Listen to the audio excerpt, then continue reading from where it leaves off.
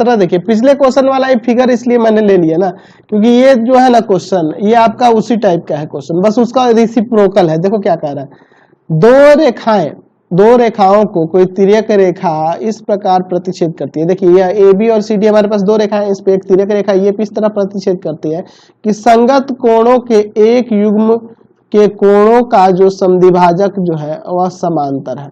अच्छा देखिए क्या कह रहा है, इसके संगत कोण हम लोग ले लेते हैं ई जी बी और जी एच डी। इन दोनों संगत कोणों के कोणों का समद्विभाजक, यानी आपके पास यहाँ पे दिया हुआ है, यहाँ पे संगत कोणों के समद्विभाजक ये और ये आपस में समांतर है, ये आपस में समांतर है, तो हमें दिखाना है कि यह ए बी और सी डी समांतर होगा। अब की बार उल्टा दे दिया, पिछले क्वेश्चन क्या उल्टा दिया है कि तिर्यक रेखा ई एफ ए बी और सी डी को क्रमशः कहाँ काट रही है, जी और एच पर प्रतिच्छेद करती है या काटती है, ठीक है। अच्छा अब क्या दिया हुआ है, तो आपके कह रहा है कि संगत कोणों के एक युग्म के कोण का समद्विभाजक समांतर है। अच्छा यानी कि यहाँ पे दिया हुआ है यह कि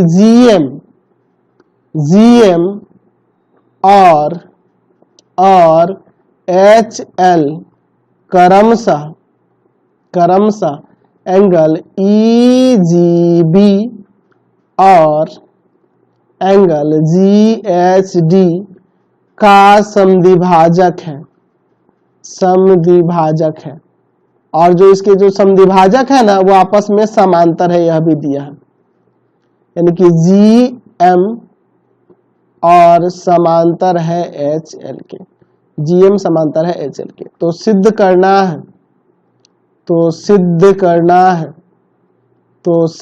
करना है कि ये ABCD के समांतर होगा। अब की बार उल्टा हो गया पिछले क्वेश्चन का। चलिए इसका आप प्रमाण देखते हैं, ठीक है, इसका अब हम लोग प्रमाण देखते हैं। चूंकि पहले जो समद्विभाजक दिए है उसको लिखो, चूंकि आपके पास दिया है कि GM और HL क्रमशः एंगल EGB और एंगल GHD का समद्विभाजक है।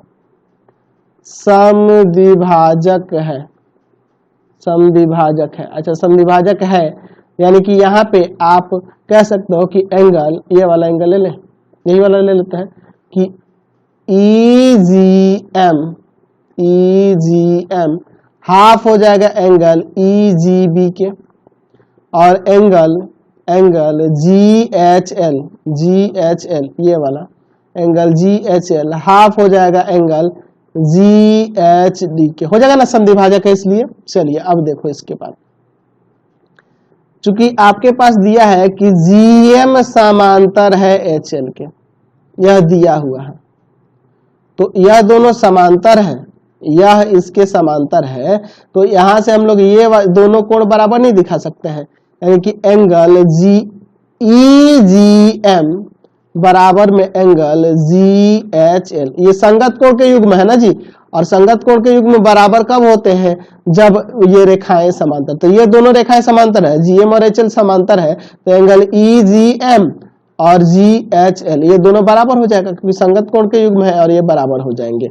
चलिए अब देखो इसके जगह पे मैं ये लिख सकता हूं 1/2 एंगल EGB, और GHL के जगह पे यहाँ पे ये वाला लिख देता हूँ 1/2 एंगल GHD, तो 1/2 हट जाएगा, यानी कि यहाँ से आ जाएगा एंगल